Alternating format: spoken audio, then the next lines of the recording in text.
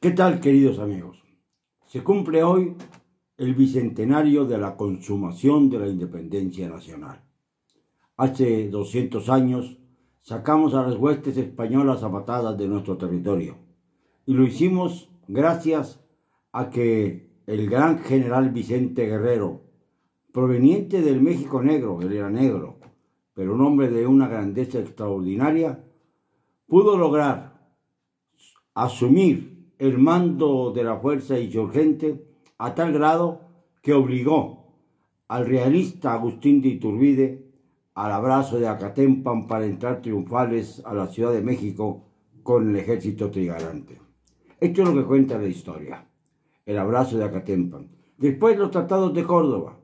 Los tratados de Córdoba que desde luego fueron los que señalaron ya el camino hacia un imperio mexicano, algo que no estaba en los planes de los insurgentes.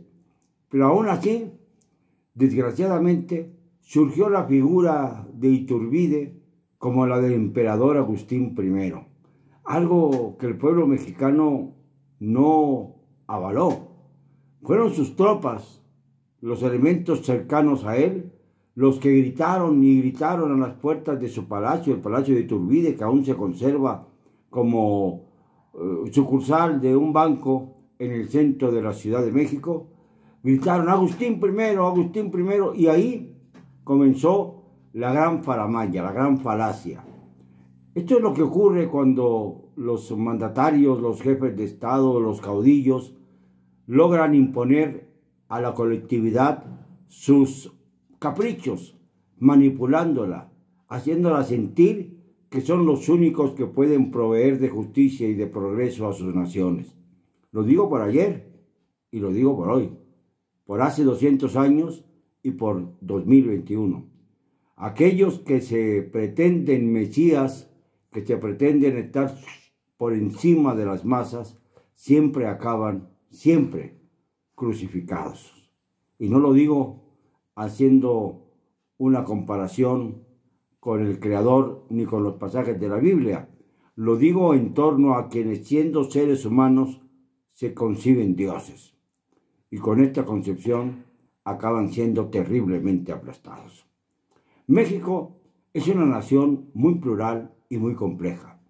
Por eso hay tantas divisiones de pensamiento, por cuanto a que todos quieren meter su cuchara. Fíjense, yo soy católico, hago la aclaración, pero me molesta, por ejemplo, que el clero católico, no la iglesia católica, el clero católico, siempre haya estado más cómodo con los imperios, con los monarcas, con los reyes, con los autócratas, con los dictadores.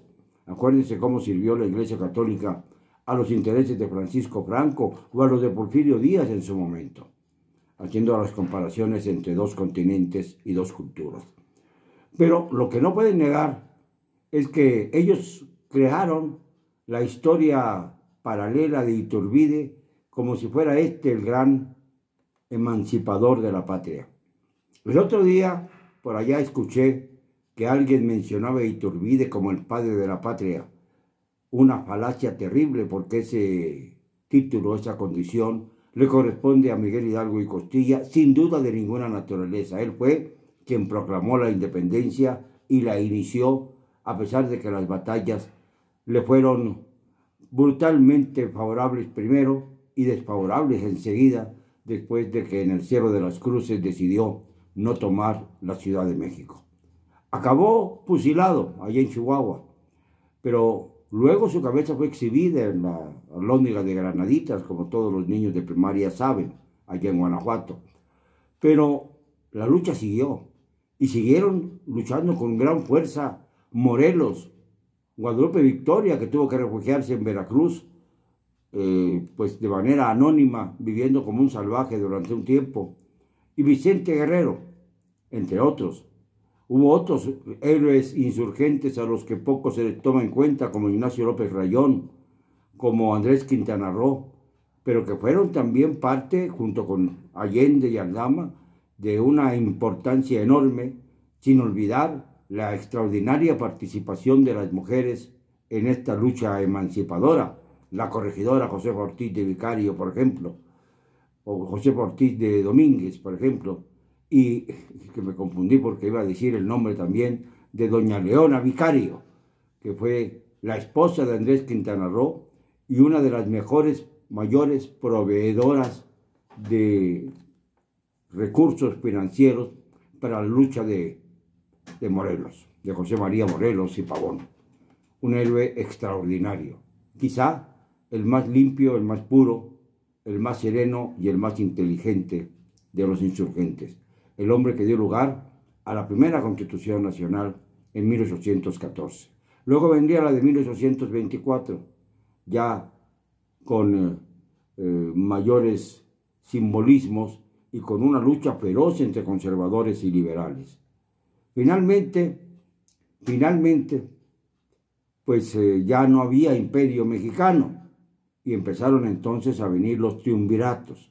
Esto es la evidencia clarísima que contradice la versión de algunos historiadores torpes acerca de que Iturbide fue el emancipador. No, Iturbide fue un traidor. Fue un traidor que primero traicionó al ejército realista con su sable tinto en sangre de insurgentes. Y si se abrazó con Guerrero, fue por la ambición que le producía pensar que él, como hombre blanco y además militar consumado, era superior al héroe nato, al héroe natural, a Vicente Guerrero, y que por eso tendrían que darle a él el poder. Y fue tanto su ambición, fue tanta su ambición y su incordura, su locura, que llegó al grado de desviar el desfile triunfante del ejército trigarante, que por cierto fue un ejército que duró solamente 1 año y medio en vigor, porque la historia caminó en ese tiempo muy rápidamente. Para pasar, desvió el desfile para pasar bajo el balcón de la famosísima Güera Rodríguez, quien se dijo que fue su amante, como también se dice que fue amante de Bolívar, aunque esto segundo es más bien una leyenda hasta donde yo puedo entender. Pero esta era la moral de Iturbide, esta era la moral de quien quería ser el jefe del Estado mexicano, pasar debajo de la casa de su amante. Esto pinta de cuerpo entero a los hipócritas, a los cínicos. Y luego se erigió el emperador por los gritos de sus tropas. ¿Y cuánto tiempo duró como emperador? 10 meses exactamente, 10 meses. El pueblo mexicano no aguantó más. Se levantó y el señor Agustín de Iturbide tuvo que huir del país. Poco tiempo después, cuando le dijeron que las cosas se habían calmado sin que se hubieran calmado, pretendió regresar a su trono, entre comillas, y fue apresado en las playas de Matamoros y fusilado en Padilla, Tamaulipas.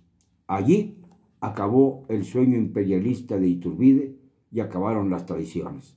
Primero contra los realistas y después contra los insurgentes, que eran más asiduos a creer en la verdadera redención del pueblo mexicano y no en la construcción de una aristocracia banal, absurda, que no podía pasar encima de los propósitos de un pueblo ensangrentado y violentamente carcomido por la guerra y el dolor. Hay que recordarlo. Hay que recordar hoy el bicentenario de la independencia, pero apuntalando la verdadera historia, no cayendo en los juegos y recovecos de aquellos que por insistir en que México no es un país con historia, pretenden simple y sencillamente destruirla, devastarla, para dejarnos sin instrumentos válidos para consolidar la grandeza de la nación. Porque México es grande por su historia y también por sus propósitos, por sus razones, por aquellas que dieron lugar a la doctrina Estrada de autodeterminación de los pueblos y no intervención, aquellos que dieron lugar a las constituciones más liberales de nuestra historia, la del 24 y la de 1857 y la de 1917, que fue vanguardista en su momento. Se adelantó a las leyes de la Rusia post-zarista, la que triunfante dio lugar a los bolcheviques que consumaron la revolución, tomando los sitios de poder con unos cuantos que luego se volvieron millones. Hay que conocer la historia y tener memoria para saber qué puede depararnos el futuro. Porque lo que ahora vemos es algo tan grave como una anarquía creciente en el seno del gobierno, tanto en el gobierno federal como en el tentáculo del mismo, que es el gobierno de la Ciudad de México, en donde Claudia Sheinbaum, aspirante a la presidencia, quiere quedar bien con todos y queda mal con todos. No queda bien con nadie. Lamentablemente ha dicho que va a verificar si el horrible monigote vestido con faldas que pusieron unas feministas vandálicas en el pedestal en donde se encontraba la estatua de Cristóbal Colón y del que fue desechada la cabeza esa tipo africana que pretendía esculpir un tabasqueño tenía que ser, y no digo por los otros tabasqueños que conocen muy bien a Andrés Manuel y que me han contado la verdadera historia de con tristeza y vergüenza.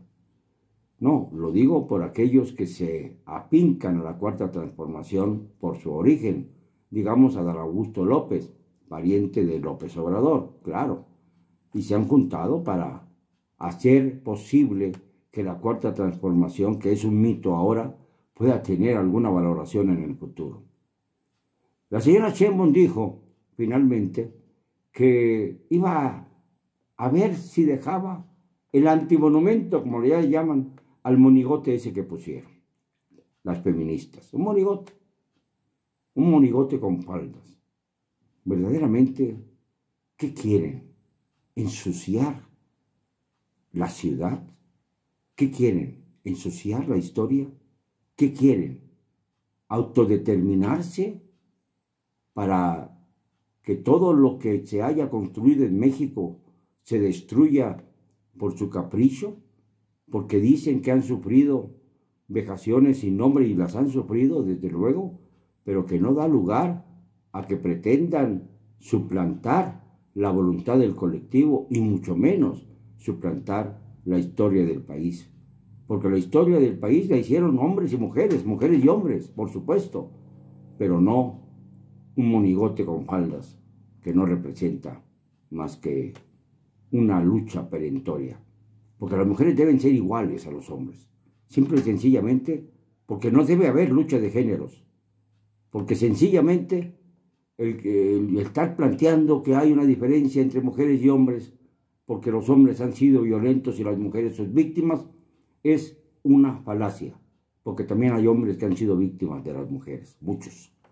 Y esto debiera hacernos ver que cada vez que se habla de la diferencia de géneros y se habla al mismo tiempo de la igualdad de géneros, se está afrentando contra los derechos de las mujeres, porque al decir que son diferentes, se les pone en otra baza. Y esto no es precisamente lo que queremos en México. Lo que queremos es que haya simple y sencillamente mujeres y hombres capaces, sin decir más, sin hablar de géneros, sin hablar de igualdad o desigualdad, simplemente hablar de que son capaces y de que forman el conglomerado nacional.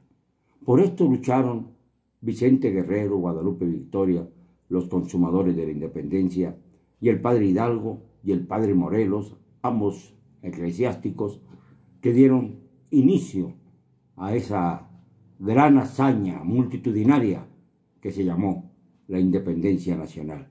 Y que los hijos de España y los españoles y los malinchistas no pretendan cambiar la historia para favorecer sus intereses. Perdónenme, no me van a callar. Y lo digo hoy y siempre, hoy más que nunca, con la bandera aquí junto a mí, con cero cobardía.